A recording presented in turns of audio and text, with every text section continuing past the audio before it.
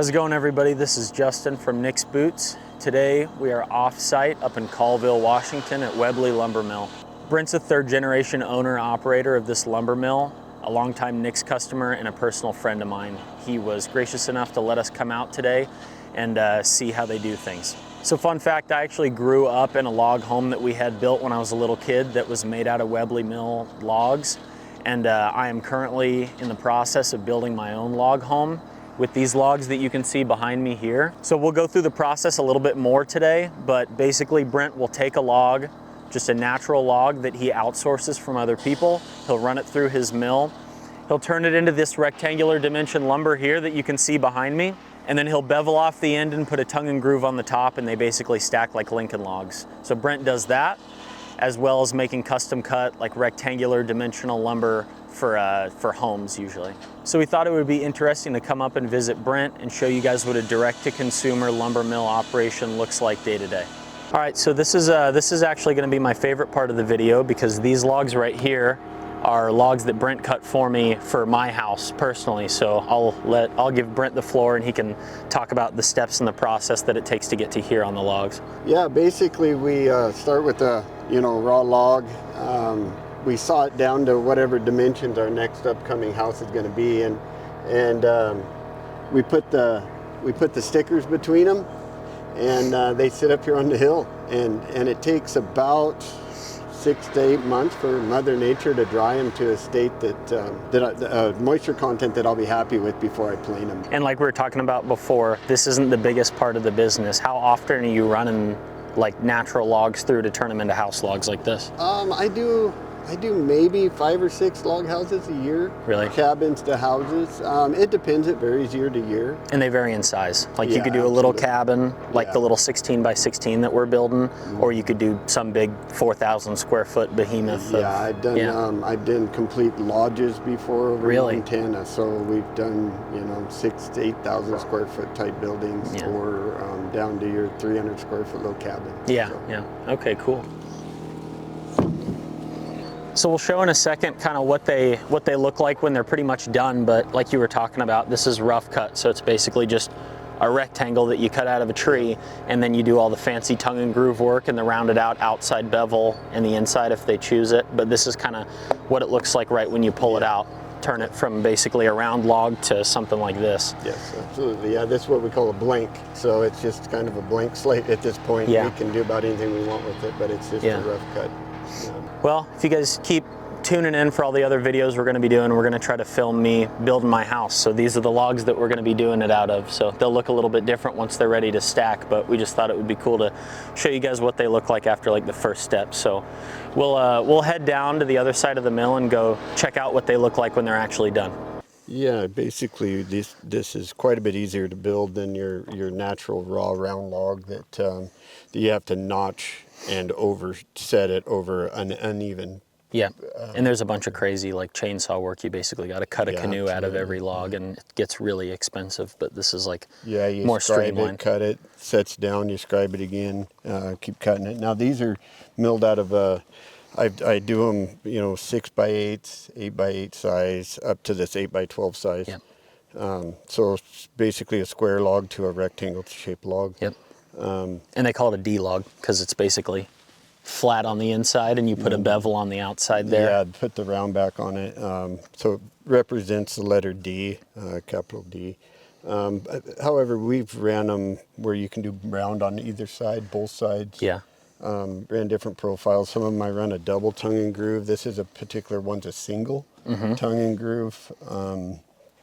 It all goes through, when I put it through my planer, it's all done in one pass. I've got 6 sets of knives that'll do all the cutting. So depending on what profile I'm trying to achieve is a series of knives I put in there to get this cut. So it starts as a natural log. You basically cut it into like a rectangle, like dimensional lumber, kind of like what we saw with my logs for my house up on the hill over there. And then the next step would basically be to put a tongue and groove in the top and bottom here and then bevel out the outside. Yep. Okay. And what kind of logs are you running for house logs usually? Most of your house logs are a whitewood product, so spruce, lodgepole pine. This is actually a piece of ponderosa pine. Okay. That's your most common house log. Okay. Yeah, when these sit on top of each other, when this log's rolled up, sit on top, where the groove here sits over the tongue, there's a little bit of a void, enough to put your insulation in there. Yep. It's about 1/8 of an inch.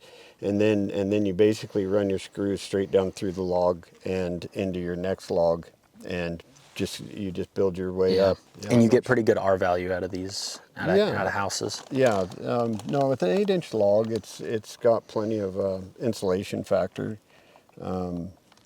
Most of your heat isn't lost out of the log. It's actually lost out of your windows, your doors, and out your roof. Yeah. It's your most important heat loss and cooling losses. I mean, these hold a ton of heat with the insulating layer, and like an 8-inch thick log, that's so much more material than just doing like a regular stick build home. Oh, yeah. Right. Yeah. So what kind of, you're not running 12-inch tall logs on your house, are you? No, my house is an 8x8 size. Okay. When was that house built? It was built in the late 80s, and it's one of the only ones that we've done that was actually, it's not a whitewood, it's fern larch. Okay. The logs are, How do you find that different? Any difference in R value or anything for the house? If anything, the fern larch is a little more of a dense wood, so it would have probably a lesser R value. Okay. Cedar's your most porous wood, and cedar has the highest insulation factor. Yeah. So the more porous the wood is, the better it is. I see a lot of those big crazy companies that do the big knotty like cedar where like the ends of them are splaying out, like kind of the stuff you see in like Aspen, Colorado, like big giant mansions. They're all using like big red cedar. Cedar, yeah. A lot of that comes off the coast of Canada. It's just hard to get that size log anymore. Yeah, yeah. I kind of prefer this. It's not as crazy and custom, but it's almost like you're just working with Lincoln logs because they just stack, and you know, a caveman could do it.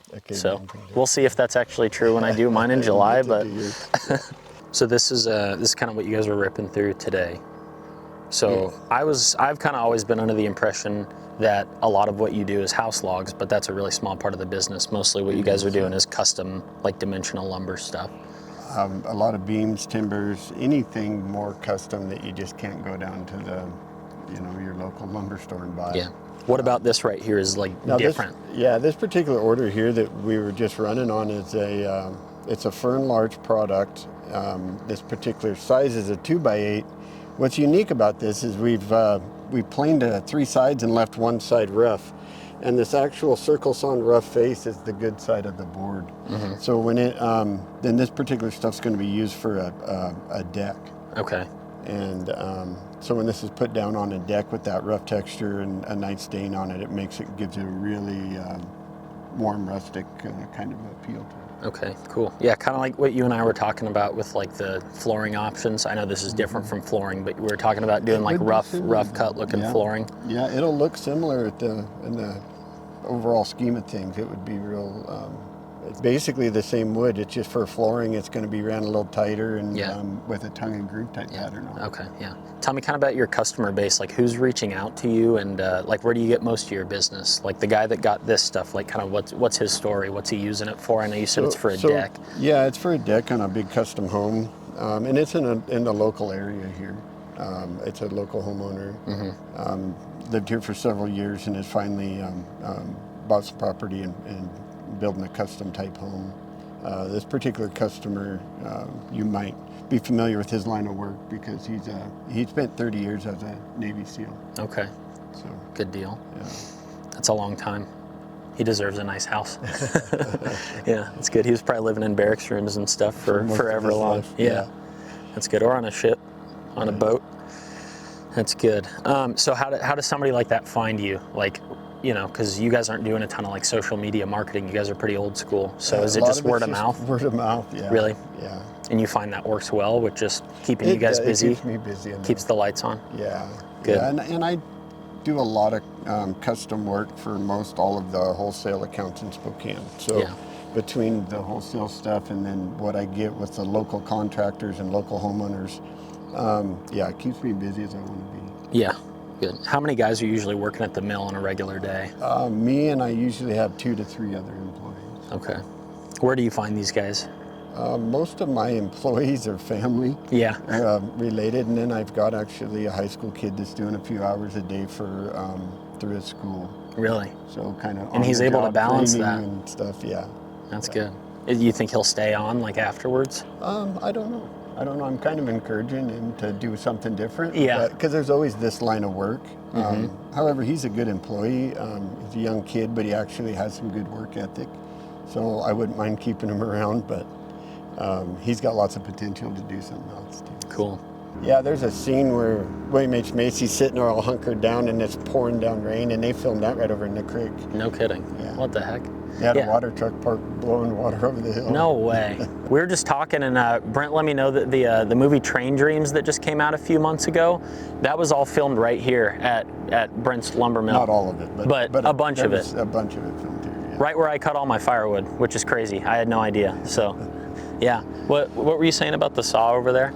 Oh yeah, a couple of weeks after the crews had left, I was out bucking logs, and inadvertently they'd left their saw there. So that saw right there. In case somebody come back. That's for crazy. It. But that's the crosscut saw. That's the crosscut saw from the movie. That's pretty cool. I've cut wood for 5 or 6 different movie scenes and different sets and stuff over the years. Yeah. That I knew, different movies, and some of the guys that do the sets come up and pick up lumber and stuff. So I was contacted by one of those guys that I'd sold wood to, and he's like, yeah, we got a movie and it's gonna be filmed here in this area, and he's like, we're gonna do stuff right here. That's super cool. He's like, are you cool with it? And I'm like, yeah, I guess. We'll see what happens. That's so cool. Yeah, and they were just there, and within a few days they were out of there. They like set everything up, like props and everything. Yeah, it was amazing. There was 100 trucks parked through here. Really? And several hundred people. And Yeah. filmed for a day or a day and a half, and the next morning it was like they were never here. They were out. Yeah. And you were saying you just kept doing this kind of stuff until a certain time of the day, and then they just... Yeah, most of their filming was later in the evening, so we quit by 3:30 anyway, so like 2:30 we just made sure we were quiet. That's crazy. And they did their filming. So. Wow, that's pretty cool. Let's, do you mind if we walk over there and check out like kind of the spot that they were filming? Yeah, I know. Yeah, cool.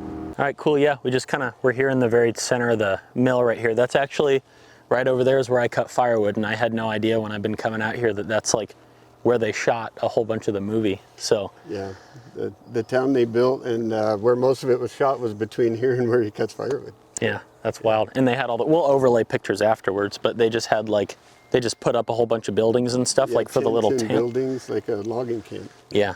Okay. Yeah, it looked way different. We took a bunch of these big log butts and we stood them up, made them look like trees. And wow. There's a film or a part of the clip in there where they had a guy that lived inside of a log stump. Yeah. I'm sure you've seen that. It was actually set up right over here. Wow. That piece was. Yeah. And you want to plug any of the other movies that you said there was a pretty big movie that you were just talking about that you guys cut some stuff for? Yeah, there's been several of them over the years, but back in the 90s we cut lumber for Dances with Wolves, that Costner movie. That's crazy. The Postmaster, Kevin Costner over there, I know we cut wood for that one too. Did you get to meet him? No, I never did. No?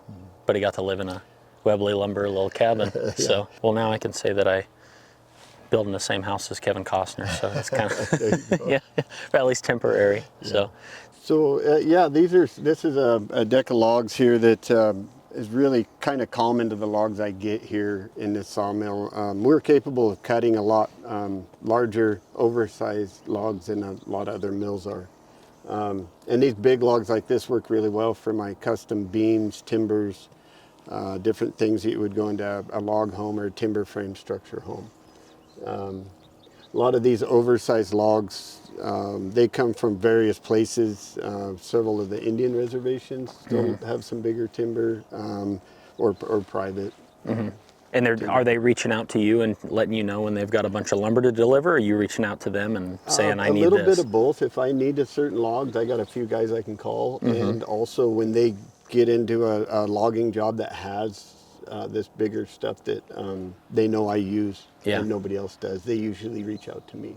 So what are you looking for in a log, like when they come off the truck, and like different practical applications for like what you're building with? Yeah, it really comes down to what I'm gonna ultimately trying to make out of the log, as far as a beam, a house log, what it is. Most of the time you got to look for any kind of defect inside the log, as far as pitch seams, dry checking, season checks, and then what you can cut around, what you can't, what's acceptable to leave inside of it, and what you have to get rid of. So unfortunately, yeah, a lot of times these bigger logs, some of them been standing for 300-400 years, so they tend to have a little more defect in some of the smaller, younger growth trees, but they do have a lot nicer wood in there. What is good is always nicer wood. So. Can you look at a log and kind of just tell how old it is? Like what's the that might be a dumb question. You can guess, but you ultimately, you just have to count those little growth rings. And each one is a year, like how old it is? Yeah, basically a year between fall. They quit growing in the winter when they're frozen, so they grow for about 8 or 9 months. What's sort of your process? I know you went into it a little bit, but like when it first comes off the truck, do you go through a process of like checking everyone to make sure you're getting what you want? Every log when it comes in, I got to spread them out and scale them. So I got a stick with basically it looks like a ruler, and it's got a series of numbers per inch in length, and it tells you how much lumber is in the log. Okay. So, cool. And what do you do with the stuff that's, I know a lot of it you sell to me for firewood, but. Yeah, anything that doesn't make it, you get for firewood.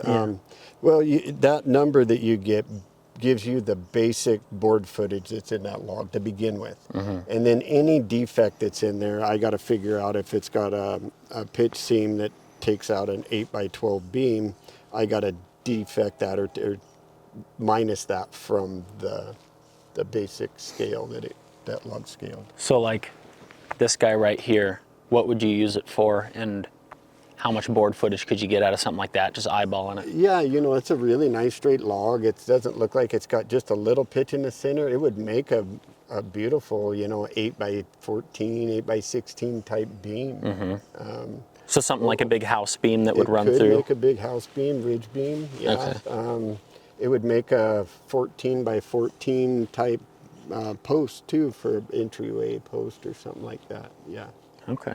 Cool. All right, guys. So we are at Brent's house right now. He has a log home that was built when? Late 80s. Okay. Yeah, it probably finished around 88, 89. Cool. Yeah. We just thought we'd come over here and ask him a few questions about the house and a little bit more about the business. And so we'll just take a walk around and he can talk about the home a little bit. Essentially, every stick of wood that's in this house is all stuff that came from the sawmill that's a couple hundred yards across the creek over here. It's all fir and larch. The inside, there's some cedar accents, but everything basically is dug fir or larch in this house. Got the 8x8 and 8x10 entry beams, and all of the logs are 8x8 size on this one. Yeah, I remember I was kind of sold on the idea when we were talking about it for my house that we were wanting to do like natural logs, but I think we were talking about it earlier, I might go to my engineer and have him copy paste this idea. I kind of like the big dimensional, I like the big square stuff. I think it looks good. Yeah. Yeah. I think it looks a little bit more modern, Yeah, and you can do some nice, this has just got some plates for brackets, but you can get really carried away and make some really nice, cool iron. If you were building a house from scratch with D-logs and all the stuff that you guys have at the mill, would you kind of stick with the same shape on everything, or what would you change, if anything? If I did another log home, I would do a bigger log like what you're going to do. At the time this house was built, this was the biggest log we made. Really? Yeah. What made you guys kind of change into, what would you say this one is? It's an 8x8. 8x8s? Yeah. And then mine's a 12x8, so that means with these being 8 inches tall, the one that I'm building is going to have 4 inches more of height per log. So yeah, it just gives it a little bit more of a beefier log look. Less logs. Just kind of, I like the look of it. But you can't stack them by hand, which we're about to find out. They get too heavy that you can't do them by hand. You can up about this high, but then you need a piece of equipment to set your. Brady might be able to, but he's pretty strong. Yeah, when we built these, we did it all by hand. So. Yeah, I know when the log house that my dad had built in 2002 from your guys' logs, him and Jim Tremblay, they basically stacked everything by hand, even the ridge beam, which is crazy, just on a ladder. Yeah. It's nuts. Yeah. So my dad, yeah, I convinced my dad to help build the house that we're doing in Spokane, but he said we will be renting equipment and I will be not getting on any ladders anymore. He's too old, So, yeah. Like me, I wouldn't do it again either. Yeah. So yeah, when you're with a D-style log, I've had people do different dovetailed ends. This is a button pass, they call it, and it's by far the easiest way to do it. You have no real intricate notching. They basically butt right in, screw them down, then the next one overlaps. Yep. And then with the extra log that comes out, based on how much extra you want here, you basically just hit it with a chainsaw on the end and you level them out. Yeah, leave them out, 8 inches, 10 inches. I Yep. think this one's about a foot. I've had people even cut them almost flush. Really? I like the little bit of the look of the log sticking out. Yeah, you can climb up on the roof if something breaks. You have to, yeah. Yeah. Yes, but it's all personal preference, what you'd really like to see. Mm-hmm. Basically, of this log house, the logs end right here. This is all logs. This is a log siding coming down this way. So it's only 2 inches thick with the same round profile as the logs have on it. Basically, this is where the floor joist section of the house is. And that's meant to look like log, but to cover up the rim board. Yeah, in the house that my dad had built when they did the garage, the whole house was log, obviously, but the detached garage they just used log siding. So it was like a stick framed home, but instead of just doing regular siding on a house, you basically slap this stuff on the outside and it matches your log home. Made it match. So yeah. and it basically Real covers similar, up. Yeah. So yeah, basically in these type log homes, you just run lineal footage of logs. We don't have to have this. The house is a 30 by 40. You don't have to have 30-foot logs and 40-foot logs. You just run them as you need them, and you just cut them and put them, stagger your joints wherever they come out. And it works just like a laminated beam, a glue lam beam, because it works up as a solid wall, being a tongue and groove. So basically, as this log juts across the house and terminates right here, you can basically just take an extra that you might have cut off from the other end and just put it in here and finish off the rest of the length of the house with it. Yeah. And they just stick right up in there next to each other flush. Yeah, absolutely. Yeah, basically with these log homes, you can do a roof system with trusses. You can do, this is a post and beam style, so that's like a 8 by 16 beam up there with 4 by 10 rafters. You can do trusses, or you can do this is more of a vaulted type ceiling. But yeah, ultimately it's kind of, you pick what you want. It's all custom, and we can make it happen. Yeah, there's not much, but yeah, every stick of wood in this house is all stuff that was produced. Mm-hmm. Sweet.